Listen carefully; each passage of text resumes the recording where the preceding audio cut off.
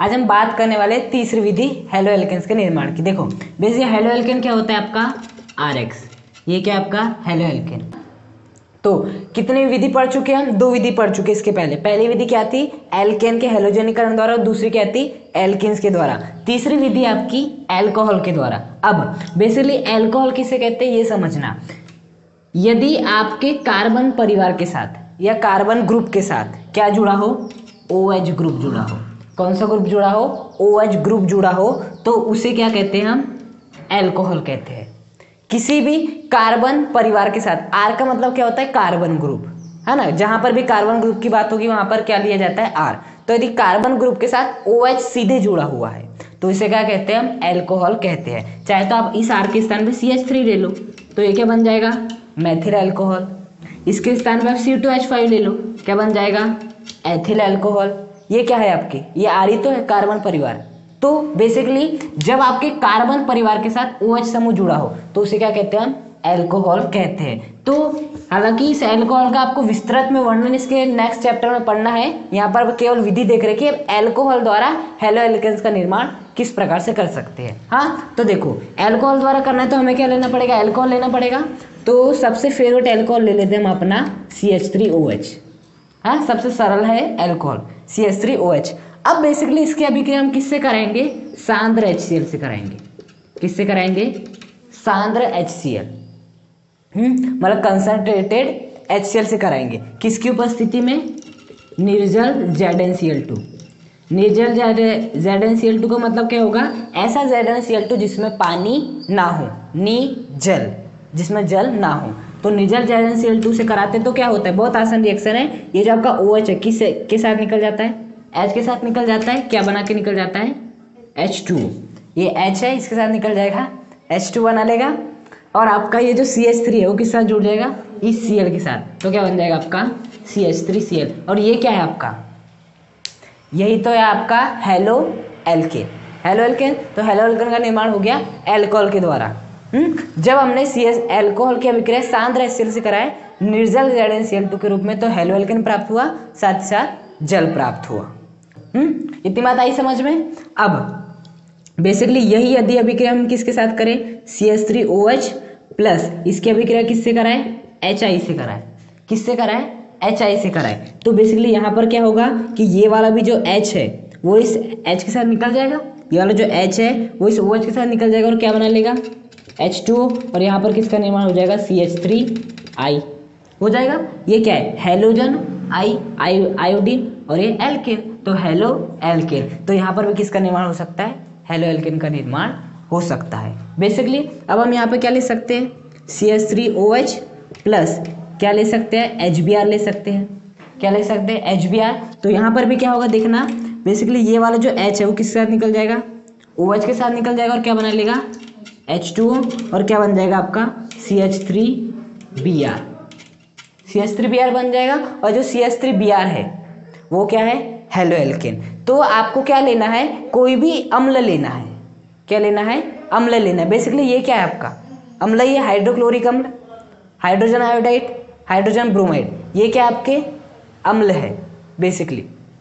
तो जब हम एल्कोहल की अभिक्रिया किसी अम्ल से कराते हैं, क्योंकि ये H+ देगा, ये भी H+ देगा, ये भी H+ देगा, अम्ल से कराते तो हमें क्या प्राप्त होता है? हेलो एल्केन, और साथ साथ जल की प्राप्ति होती है।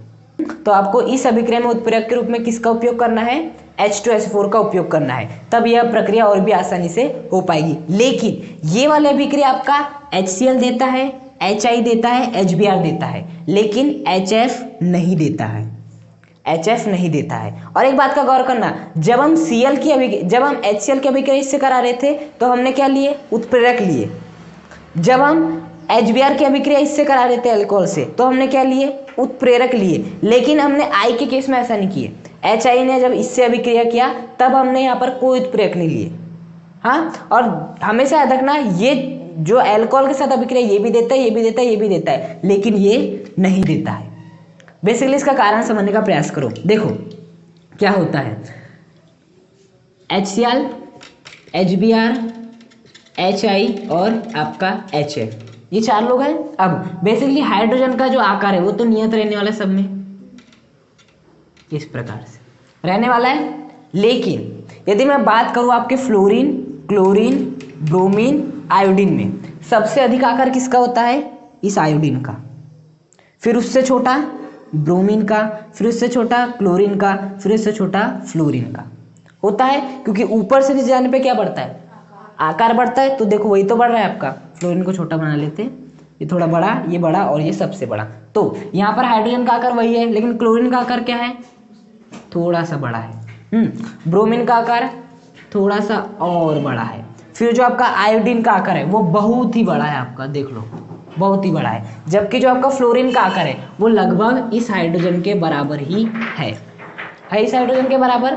तो एक बात को हमेशा याद रखना कि हमेशा जो बंध यदि समान आकार वाले परमाणुओं के मध्य बनता है, बंध यदि समान आकार वाले परमाणुओं के मध्य बनता है तो वो मजबूत बनता है। तो देखो हाइड्रोजन और फ्लोरीन इनका जो आकार है वो लगभग समान है, तो इनके बीच जो बंध बनेगा वो क्या बनेगा? बहुत ही मजबूत बनेगा। जबकि यदि मैं बात करूं हाइड्रोजन आयोडाइड में, हाइड्रोजन ब्रोमाइड में, HCl में जो आपका क्लोरीन है, ब्रोमीन है, जो आयोडीन है, वो H के साथ जो बंध बनाएंगे वो उतना मजबूत नहीं होने वाला है। इसी कारण HCl अभिक्रिया दे देता है, HBr अभिक्रिया देता है और HI भी क्या देता है? अभिक्रिया दे देता है वास्तव में बेसिकली। लेकिन देखना यहाँ पर HCl जो आपका HCl में हाइड्रोजन और Cl का आकार लगभग समान है, तो ये मतलब कि आकार तो लगभग बराबर नहीं, थोड़ा सा बड़ा है, मतलब कि ये बंध उतने आसानी से भी नहीं टूटने वाला। इसीलिए हम क्या ले रहे हैं? आपका उत्प्रेरक ले रहे ताकि ये बंध आसानी से तोड़ दे। HI का देखो, हाइड्रोजन का इतना सा है, I का आकार इतना बड़ा है, ये तो चाहेगा कि फट से बंध टूट जाए, आकार समान नहीं है, इसलिए यहाँ पर हम कोई भी उत्प्रेरक नहीं लेते हैं, जबकि यहाँ पर हम उत्प्रेरक का उपयोग करते हैं। देख लो आपका जो HBr है बेसिकली आकार थोड़ा सा अधिक है बस, तो ये उतने आसानी से भी नहीं टूटने वाला, इसलिए हम क्या लेते हैं? H2SO4 लेते हैं। आई बात समझ में? क्यों यहाँ हम नहीं प्रयोग करें उत्प्रेरक का? क्योंकि आकार में क्या है? बहुत अधिक भिन्नता है, जिसका बंध को तोड़ना बहुत आसान हो जाता है, तो हमें किसी उत्प्रेरक की आवश्यकता नहीं पड़ती। लेकिन यहाँ के केस में, यहाँ के केस में आकार में भिन्नता बहुत ही कम है भिन्नता लेकिन बहुत ही कम है, जिसके कारण यहाँ पर हमें उत्प्रेरक का उपयोग करना है यदि बंध को तोड़ना है। लेकिन HF में तो तोड़ ही नहीं सकते आप, क्योंकि आकार लगभग समान है, तो बंध को तोड़ना बहुत ही मुश्किल हो जाता है। इसलिए CH3OH के साथ आपका HF कभी भी अभिक्रिया नहीं देता है, और ये लोग देते हैं जिसमें से कि HI के लिए कोई उत्प्रेरक नहीं लेते, जबकि इन दोनों के लिए किसका उपयोग करते हैं? हम उत्प्रेरक का उपयोग करते हैं बेसिकली। तो ये क्या हो गई? आपकी अभिक्रिया हो गई। तो क्या हो गया? एल्कोहल की अभिक्रिया जब हम अम्ल से कराते हैं, बेसिकली कौन सा अम्ल है? हैलोजन अम्ल है। कौन सा अम्ल? हैलोजन अम्ल है, तो हमें क्या प्राप्त होता है? हेलो एल्केन प्राप्त होता है। लेकिन बेसिकली ये होता कैसे है अब हम वो देखेंगे। तो देखो तीनों तो लगभग वही है, बस उत्प्रेरक का अंतर आ रहा है, तो मैं केवल इस अभिक्रिया से समझाऊंगा इस अभिक्रिया की क्रियाविधि क्या है। बाकी मैं ये वाली अभिक्रिया लूंगा और इस अभिक्रिया की सहायता से समझाऊंगा कि यहाँ पे CH3Cl कैसे बनता है। बाकी इन दोनों की इसी के लगभग समान ही होगी। देखो बेसिकली अब क्या देखेंगे हम? इसकी क्रियाविधि, मतलब इसका मैकेनिज्म इसका मैकेनिज्म क्या है बेसिकली।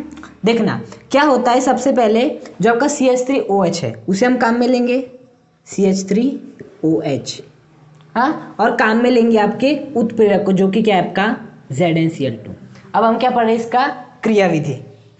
तो जो आपका CH3OH है उसमें ऑक्सीजन के ऊपर क्या रहते हैं? 2 एकाकी इलेक्ट्रॉन युग्म रहते हैं। आपको मालूम होना कि ऑक्सीजन के ऊपर कितने एकाकी इलेक्ट्रॉन युग्म रहते हैं? 2 एकाकी इलेक्ट्रॉन युग्म होते हैं यदि CH3OH की हम बात करें तो।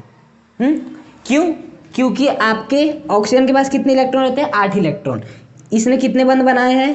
2 बंध बना लिया है, मतलब कि 2 बंध मतलब 4 इलेक्ट्रॉन। इसने 4 मतलब कि इसके 4 इलेक्ट्रॉन हो गए, और कितने बचेंगे? 4 इलेक्ट्रॉन बचेंगे, तो 1 2 3 4 हो गए 4 इलेक्ट्रॉन। आई बात समझ में? तो CH3OH में ऑक्सीजन के पास क्या रहते हैं? 2 एकाकी इलेक्ट्रॉन युग्म होते हैं। अब बेसिकली जो जिंक है वो कैसा परमाणु है? वो आपकी धातु है, हाँ, और साथ ही साथ जो जिंक के पास क्या उपस्थित रहता है? खाली D कक्षक उपस्थित रहता है।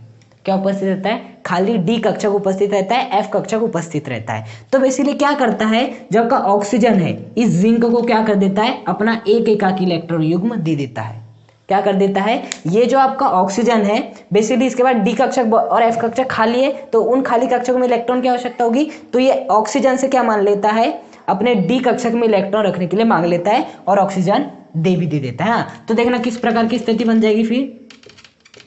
CH3 ये आपका O, इससे क्या जुड़ा हुआ है H, मैंने जो कि नीचे दिखा दिया है। अब ये दोनों एकाकी इलेक्ट्रॉन को किसने ले लिया, इसने ले लिया। अब ये वाले दोनों एकाकी इलेक्ट्रॉन इसके ऊपर तो बचे होंगे ना।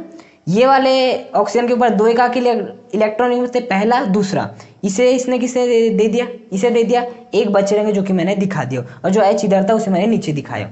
उसके बाद देखना इन एकाकी इलेक्ट्रॉन को किसने ग्रहण कर लिया है, ZnCl2 ने ग्रहण कर लिया। तो जो ग्रहण करता है उस पर क्या आता है, माइनस। तो ZnCl2 के ऊपर क्या आ जाएगा आपका, Zn के ऊपर क्या आ जाएगा, माइनस। और इस ऑक्सीजन ने क्या किया, इलेक्ट्रॉन को दिया है, तो इसके ऊपर क्या आ जाएगा, धनावेश आ जाएगा। या फिर और एक तरह के समझ सकते हो कि जब भी ऑक्सीजन 3 बंध बनाएगा, कितने बनाएगा, 3 बंध बनाएगा, तो उसके ऊपर सदैव क्या आएगा, पॉजिटिव चार्ज आएगा, हमेशा क्या आएगा, पॉजिटिव चार्ज आएगा। तो आपका आ गया। अब बेसिकली क्या होता है, ऑक्सीजन कैसा तत्व है, विद्युत ऋणात्मक तत्व है। कैसा तत्व है, विद्युत ऋणात्मक तत्व है। और विद्युत ऋणात्मक तत्वों के ऊपर हमेशा क्या शोभा देता है, माइनस चार्ज आवेश शोभा देता है। जैसे ऑक्सीजन हमेशा 2- के रूप में रहता है, क्योंकि विद्युत ऋणात्मक तत्व, मालूम है ना, फॉन्सेल्ब्रिसी दुनिया के सबसे खतरनाक विद्युत ऋणात्मक तत्व। तो जितने भी तत्व है सबके ऊपर क्या शोभा देता है, -1, F -1, -2, -3, -1, -1 रहता है। तो जितने भी विद्युत ऋणात्मक तत्व होते हैं उनके ऊपर क्या रहता है, माइनस रहता है। इसके ऊपर क्या है, प्लस है, तो क्या शोभा देगा, नहीं देगा। तो क्या होता है, बेसिकली यहाँ से जो आपका CH3 है वो बलिदान कर देता है अपने इलेक्ट्रॉनों का। जो उसने बनाया था ना, यहाँ पर एक बंध बना था, इस एक बंध के दोनों इलेक्ट्रॉनों किसे दे देता है, ऑक्सीजन को दे देता है। तो देखना क्या क्या स्थिति बनेगी। आपका जो CH3 है वो किसके रूप में निकल जाएगा, प्लस के रूप में निकल जाएगा, क्योंकि दोनों यहाँ के दोनों इलेक्ट्रॉन इसने ले लिया। ऑक्सीजन का क्या हो जाएगा, देखो ये था आपका, अब दोनों इलेक्ट्रॉन इसके पास आ गए तो इसके पास और एक पेयर हो जाएगा, H आपका जुड़ा हुआ है, और इधर क्या जुड़ा है, ZnCl2। क्या जुड़ा है आपका, ZnCl2 जुड़ा है। बेसिकली ये जो है ये क्या कहलाता है आपका, मध्यवर्ती। जो CH3 प्लस है वो क्या आपका, मध्यवर्ती। मध्यवर्ती मतलब जो अभिक्रिया के बीच में बनते हैं, है ना, जो अभिक्रिया के बीच में बनते हैं, तो यह क्या है आपका, मध्यवर्ती। अब बेसिकली इसका काम हो गया। अब यहाँ क्या होता है, ये जो आपका सांद्र HCl है, पहले हमने इन दोनों को देखे, फिर अब आएंगे सांद्र HCl। अब बताओ सांद्र HCl किस में टूट सकता है, H+ और Cl- में। सांद्र HCl किस में टूटेगा, H+ और Cl- में। तो Cl- आता है और किसके साथ अभिक्रिया कर लेता है, CH3 के साथ। तो जब आपका CH3 के साथ कौन अभिक्रिया करेगा, Cl करेगा, तो क्या बना लेगा, CH3Cl। तो यहाँ पर क्या बन जाएगा आपका, CH3Cl बन जाएगा। हाँ, अब देखना यहाँ पर क्या होगा, अभिक्रिया ऐसे चल रही है, ये सबसे पहले CH3OH में जो O है उसने अपना एक एकाकी इलेक्ट्रॉन Zn को दिया, जिसका इस पे माइनस आ गया, इस पे क्या आ गया, प्लस आ गया। अब इस पे प्लस शोभा नहीं देता, तो CH3 ने यहाँ के दोनों इलेक्ट्रॉन इसे दे दिए, तो इसका प्लस हट गया, क्योंकि अब कितने बंध बना रहे, 2 बंध बना रहे, 2 बंध है उसकी। यदि 3 बंध रहते तो प्लस आता है ना। तो बेसिकली हो गया। इसके बाद जो CH3+ था उसने किसे साथ अभिक्रिया कर लिया, Cl- से, और क्या बना लिया, CH3Cl। अब यहाँ पर देखो इस Zn के ऊपर क्या है आपका, माइनस है, उसका थोड़ा ना माइनस गया है। तो क्या होता है यहाँ पर, बेसिकली ये जो आपका माइनस है, जिंक क्या है, धातु है, धातु के ऊपर क्या शोभा देता है, पॉजिटिव चार्ज शोभा देता है हमेशा। तो क्या होता है, निगेटिव से पसंद नहीं है। अब निगेटिव पसंद नहीं है तो वो क्या कर देता है, यहाँ के जो दोनों इलेक्ट्रॉन है वो कहाँ पे दे देता है, वापिस ऑक्सीजन को ही वापस दे देता है। किसे देता है, ऑक्सीजन को ही वापस देता है, और ZnCl2 निकल जाता है। तो देखो क्या क्या होगा यहाँ पर, मतलब कि ये वाला CH3+ बनने के बाद ये वाला स्टेप, उसके बाद ये वाला स्टेप अलग से दिखा रहा हूँ। ये क्या हो गया आपका, ऑक्सीजन 2 थे इस प्रकार से, देखो पहले 1 2 3 4, 1 2 3 4, इसके बाद H जुड़ा था, ये जो ZnCl2 था इसने दोनों इलेक्ट्रॉन दे दिए यहाँ पर, और क्या हो गया, निकल गया। दोनों इलेक्ट्रॉन कहाँ पे पड़े, अब यहाँ पर पड़े है यहाँ पर पड़े। अब क्या होगा, बेसिकली ये वाला क्या बचा है, H+ बचा H+। तो H+ है, मतलब ये किसे पसंद करेगा, इलेक्ट्रॉनों को पसंद करेगा, है ना। H+ का मतलब H मतलब एक इलेक्ट्रॉन, H+ का मतलब एक इलेक्ट्रॉन को भी त्याग दिया, बचा ही नहीं। अब हाइड्रोजन की यदि स्थायी होना तो कितने की आवश्यकता होती है, 2 की। तो ये दोनों इलेक्ट्रॉन किसे मिल जाते हैं, इस H+ को मिल जाते हैं। तो H+ यहाँ पर आ जाता है और 2 इलेक्ट्रॉनों को क्या कर लेता है, ग्रहण कर लेता है। हाँ, तो और ये ZnCl2 निकल जाता है। तो देखो पहला उत्पाद क्या बन गया, CH3Cl जो कि हमें मिला था। दूसरा उत्पाद क्या बन गया, H2O जो कि हमें मिल रहा था। और ZnCl2 उत्प्रेरक था। उत्प्रेरक का काम क्या होता है, केवल वो अभिक्रिया के वेग को बढ़ाता है या कम करता है। अभिक्रिया से उससे मतलब नहीं है, आप इसको लोगे भी तो भी यही बनेगा, नहीं भी लोगे तो यही बनेगा, लेकिन टाइम लगेगा। तो देखो निर्जर ZnCl2 जैसा आया था वैसे ही चले गया। तो ये क्या थी आपकी क्रियाविधि।